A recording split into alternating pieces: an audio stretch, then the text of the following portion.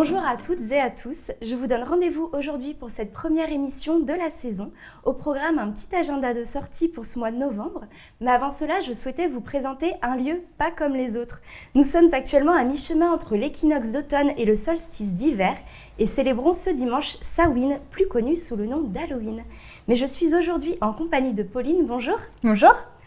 Alors, si nous sommes ici aujourd'hui, c'est aussi pour parler de ce joli petit café-boutique rempli de belles énergies, d'objets insolites, de potions à déguster et même d'un salon de tatouage. Mais Pauline en parlera bien mieux que moi, alors pour commencer, peux-tu nous présenter ce lieu ? Yes. Ici, c'est donc Arcane Noir, un café-boutique ésotérique. On peut s'installer pour boire un petit thé gourmand, prendre des super pâtisseries créées par une géniale pâtissière qui s'appelle Les Pépites d'Albertine. On a une partie boutique où on peut acheter pierres, cristaux, tarots et oracles, entre autres. Et puis, on propose des ateliers tous les jeudis soirs pour s'approprier un peu toutes ces connaissances, toutes ces possibilités un peu de bien-être, de développement personnel et autour de la spiritualité aussi.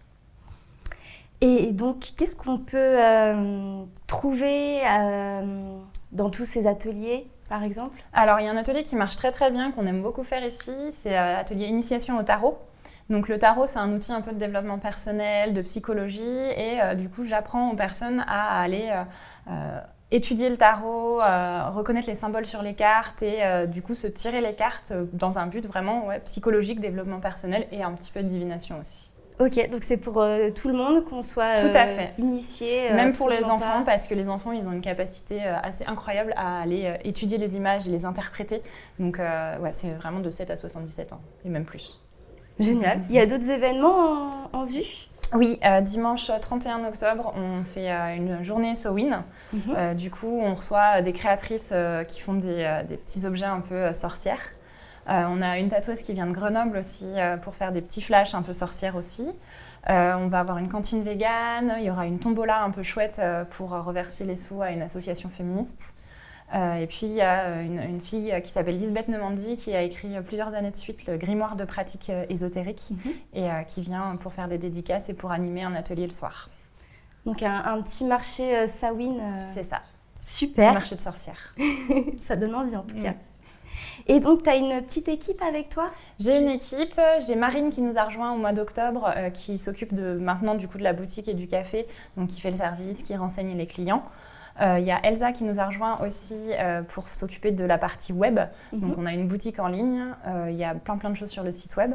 Et puis cette semaine, on reçoit Aline qui vient découvrir la boutique parce qu'elle a un projet un peu similaire et elle est très très intéressée par l'ésotérisme. Donc du coup, on l'accueille pour 2 semaines.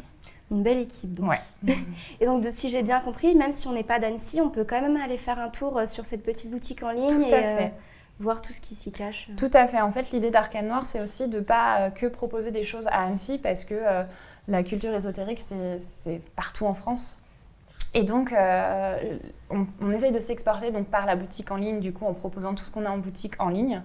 Et puis aussi en essayant de mettre des ateliers en ligne au maximum. Donc pour l'instant, il n'y a que les ateliers tarot parce que c'est quand même quelque chose d'assez conséquent à faire. Et donc Elsa est là pour m'aider.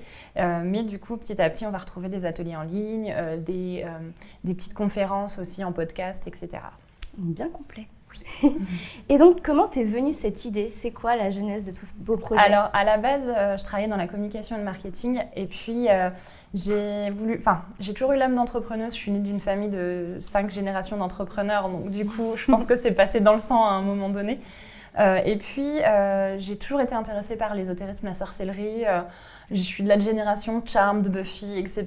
Donc, du coup, il y a toujours eu cet attrait pour tout ce qui est un peu occulte, magique. Et du coup, ça n'a pas été un éveil comme beaucoup de gens en parlent, mais non, ça a toujours été. Et du coup, l'idée, c'était à la base, je voulais aider des personnes à se sentir mieux dans leur vie par le tarot, par le développement personnel, par le coaching. Mais je me suis dit, mince, il va falloir toujours que je trouve un lieu. Donc, pourquoi pas créer ce lieu ? Donc voilà la genèse d'Arcane Noir. Ouais. Et donc d'ailleurs, j'ai vu sur l'Instagram d'Arcane Noir, son petit nom, c'est Café Boutique de sorcières et sorciers. Oui. Alors j'ai une petite question, c'est quoi être une sorcière en 2021 ? Pour moi, être une sorcière, c'est être une personne libre. Je le mets au féminin, mais ça inclut toutes les personnes, c'est très très inclusif comme mot. Mais c'est être une personne libre qui utilise tout ce que lui donne la nature, l'environnement pour mettre de la magie dans sa vie. C'est une belle philosophie. Je pense que c'est pas mal. Et donc cet attrait pour la sorcellerie, c'est vraiment depuis que tu es toute petite. C'est ça, ouais. Comme je disais, j'étais de la génération de Charmed. Et au collège, dans mon cahier de maths, avec une copine, on écrivait des formules magiques parce que les maths, ça nous intéressait pas trop. Et du coup, on essayait de créer quelque chose. Il n'y avait pas Internet comme il y a maintenant. Donc du coup, c'était un peu compliqué. On cherchait un peu des livres obscurs, des choses comme ça. Et ça a toujours été cette dimension d'aller chercher quelque chose d'autre. Je ne me sens pas affiliée à une religion, mais aller chercher quelque chose d'autre qui permet de se sentir mieux et d'essayer de créer quelque chose qui est intéressant, quoi. Donc créatrice, tarologue, un petit peu sorcière, de belles casquettes. Oui, pas mal. Les journées sont pas trop longues, ça va? Non, ça va. Du coup, donc, tu me parlais tout à l'heure de tarologue, tu as aussi un compte là-dessus? Oui, j'ai un compte qui s'appelle l'Arcaniste, dans lequel j'essaye d'éduquer au tarot parce qu'on a toujours une vision un peu obscure du tarot. On s'imagine que c'est compliqué, que c'est peut-être presque satanique. Il y a des personnes, j'ai déjà entendu ça, donc du coup, alors que pas du tout, c'est vraiment comme un livre d'images. Ça se gère comme un livre d'images, donc c'est 78 images différentes et du coup, à partir de ce qu'on voit dessus, on peut créer une interprétation et des tirages qui sont assez intéressants. Donc j'éduque au tarot et en même temps, je tire les cartes aussi. D'accord, donc on peut venir ici, on peut aller en ligne aussi, tu le disais. Tout à fait, ouais. Et puis sur ton compte, l'Arcaniste. Exactement. Super. Et donc, quelques idées pour la suite? L'idéal, ce que je rêverais, c'est de pouvoir exporter Arcane Noir en dehors d'Annecy. Donc, envahir la France de boutiques Arcane Noir, même l'étranger. On verra bien dans les années qui viennent. En tout cas, on te souhaite tout le meilleur pour la suite. Merci. Et donc, merci beaucoup, Pauline, pour ce bel accueil chez toi. Je vous invite à venir passer la porte, en tout cas. Et vous l'aurez compris, si vous souhaitez un petit moment cocooning, que vous soyez plutôt thé, café, que vous souhaitez repartir tatoué par la main moite ou que vous voulez mettre un petit peu de magie dans votre vie, vous avez simplement à passer la porte et vous serez tous bienvenus dans ce joli lieu. Rue Saint-François-de-Sales à Annecy, près de la Poste. Vous pouvez aussi vous rendre sur le site d'arcanenoir.com ou encore sur le compte Arcane Noir sur Instagram et la page Facebook. Donc sur l'Arcaniste aussi, on le disait, sur Instagram. Et nous allons maintenant changer de décor et partir en direction d'un musée pas comme les autres pour une petite sélection d'idées de sortie pour ce mois de novembre.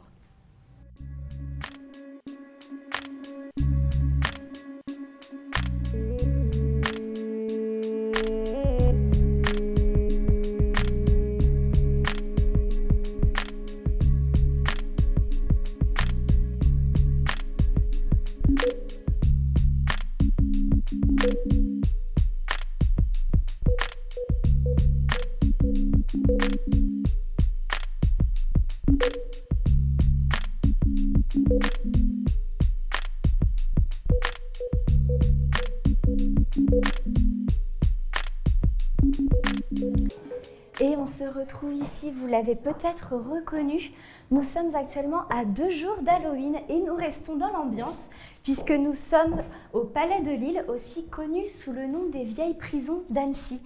C'est un lieu emblématique et chargé d'histoire puisqu'il fut autrefois prison, mais aussi tribunal ou encore asile. Ce monument historique est classé depuis 1900 et fait partie des plus photographiés de France. Donc si ce n'est pas déjà fait, je vous invite à venir le visiter de l'intérieur après en avoir pris quelques clichés de l'extérieur. Et si vous souhaitez en savoir davantage sur cet édifice et savoir ce qu'il s'y cache, toutes les infos sont à retrouver sur le site des musées d'Annecy, musée.annecy.fr. Et pour continuer sur les sorties culturelles, notez que le dernier dimanche de novembre, le 28, aura lieu le Salon du Livre Les Mots d'Automne, à l'espace Cœur des Vallées d'Automne, avec 3 temps forts tout au long de la journée et des rencontres littéraires. Toutes les informations pratiques sont à retrouver sur le site salonduLivre-tonne.fr. Et parlons maintenant terroir et gastronomie avec le salon Vinifrance qui aura lieu la semaine prochaine du 5 au 7 novembre à Thonon-les-Bains.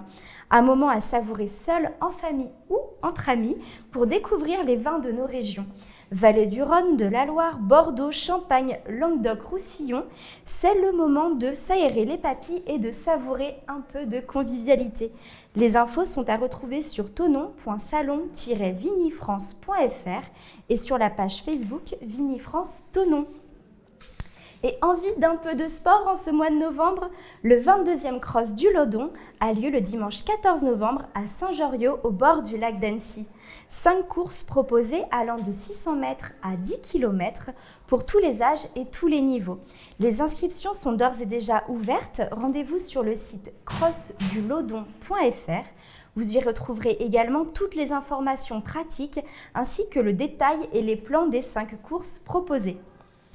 Et pour un moment de détente après un week-end sportif, place au Salon des métiers du bien-être à Chambéry, au centre des congrès Le Manège, les 20 et 21 novembre.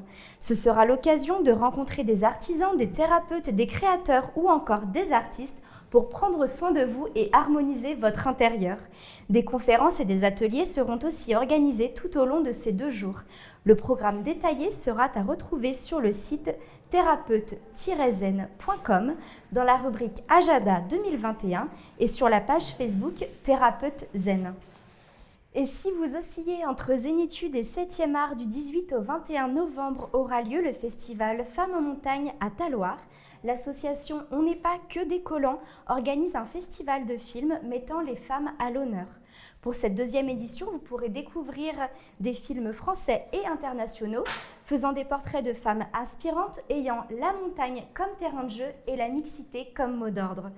Le programme détaillé des 4 soirées est à retrouver sur le site pasquedescollants.com dans la rubrique Festival 2021. Et si vous avez un petit peu de curiosité et envie de voir de ce qui se passe de l'autre côté de la frontière, vous devriez trouver votre bonheur à Genève avec les automnales du 12 au 21 novembre à Palexpo.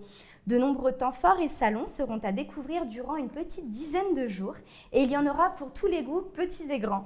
Des salons pour la voiture d'occasion, le salon nautique du Léman, salon du mariage, du vin, un petit point gastronomie, des thérapies naturelles et même un salon de la voyance. On reste un peu dans l'ambiance Halloween donc. Il y aura aussi des nombreuses expositions, notamment Brick Live où les Legos seront mis à l'honneur. Un espace Kids sera également aménagé avec des activités ludiques et sportives de 4 à 12 ans. Cartes, acrobranches, simulateurs virtuels et autres châteaux gonflables seront au rendez-vous. Je vous invite à aller sur le site des automnales, automnales.ch pour retrouver l'étendue du programme dont je n'ai cité qu'une infime partie. Il y en aura vraiment pas mal à Genève. C'est la fin de cette petite sélection de sorties. J'espère que celle-ci vous donnera quelques idées et envies. Je vous souhaite un excellent week-end d'Halloween. Vous pouvez d'ailleurs retrouver plein d'idées, sorties et d'activités en visionnant notre émission Panorama qui est cette semaine sur le thème d'Halloween et tous les épisodes sont à retrouver sur notre page Facebook 8 Mont Blanc. Un grand merci à Damien Rémy pour la réalisation de cette émission. On se retrouve le mois prochain pour de nouvelles idées sorties et si on sortait en décembre.